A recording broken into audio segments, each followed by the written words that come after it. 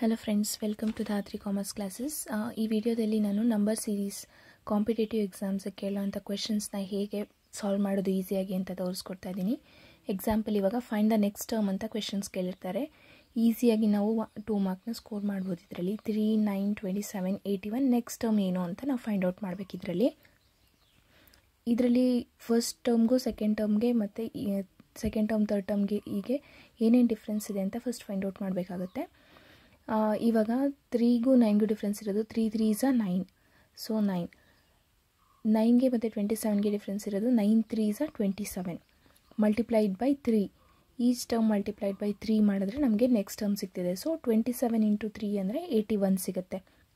Same next term find out ಮಾಡೋಕ್ಕೆ 81 into 3 ಅಂದರೆ 243.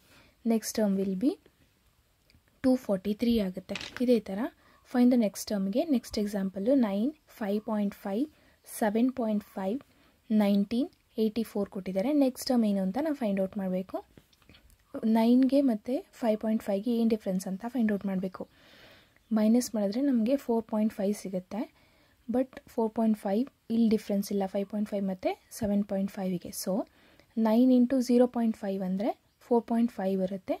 Plus 1 ಅಂದರೆ 5.5 ಬರುತ್ತೆ. ಇದು 9 ಮತ್ತು 5.5ಗಿರೋ difference. So same wise 5.5 into 0.5ನ ಮಲ್ಟಿಪ್ಲೈ ಮಾಡಿದ್ವಿ. ನೆಕ್ಸ್ಟ್ ನಾವು ಅದನ್ನು 1 0.5 ಪ್ಲಸ್ 0.5 1 ಪ್ಲಸ್ ಇಲ್ಲಿ 1 ಆ್ಯಡ್ ಮಾಡಿದ್ದೀವಿ 2 ಆ್ಯಡ್ ಮಾಡ್ತೀವಿ. ನೆಕ್ಸ್ಟ್ ಡಿಫ್ರೆನ್ಸ್ ನಮಗೆ 7.5 ಸಿಗುತ್ತೆ. ಸೇಮ್ ಇಲ್ಲಿ ನೆಕ್ಸ್ಟ್ ಟರ್ಮ್ ಇರೋದು 7.5 ಇಂಟು ಇಲ್ಲಿ 1 ಆಗಿರೋದ್ರಿಂದ ನೆಕ್ಸ್ಟ್ ನಾವು 2 ಮಲ್ಟಿಪ್ಲೈ ಮಾಡ್ತೀವಿ. ಪ್ಲಸ್ ಇಲ್ಲಿ 2ನ ಆ್ಯಡ್ ಮಾಡಿದ್ದೀವಿ, ಇಲ್ಲಿ 4 ಆ್ಯಡ್ ಮಾಡ್ತೀವಿ, 19 ಸಿಗುತ್ತೆ.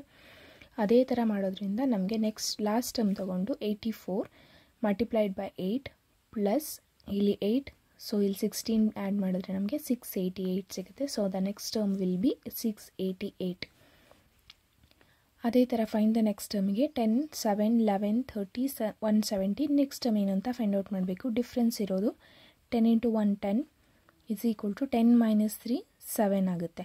ಸೇಮ್ 7 ಇಂಟು 2 14 ಮೈನಸ್ 3 ಮಾಡಿದ್ರೆ ನಮಗೆ 11 ಸಿಗುತ್ತೆ. ಅದೇ ಥರ 11 ಇಂಟು 3 33 ಮೈನಸ್ 3 ಅಂದರೆ 30 ಸಿಗುತ್ತೆ. ಸೊ 117 ಇಂಟು 5 585 ಮೈನಸ್ 3 ಅಂದರೆ 582. The next term will be 582. Find the next ಟರ್ಮ್ನ ಈ ಥರ ಸಾಲ್ವ್ ಮಾಡ್ಬೋದು ಈಸಿಯಾಗಿ. ಅಂದರೆ ನಂಬರ್ ಟು ನಂಬರ್ ಏನು ಡಿಫ್ರೆನ್ಸ್ ಇದೆ ಅಂತ ಫೈಂಡ್ ಔಟ್ ಮಾಡಿ ಅದರಿಂದ ನಾವು ನೆಕ್ಸ್ಟ್ ಟರ್ಮ್ನ ಈಸಿಯಾಗಿ ಫೈಂಡ್ ಔಟ್ ಮಾಡ್ಬೋದು. Thank you.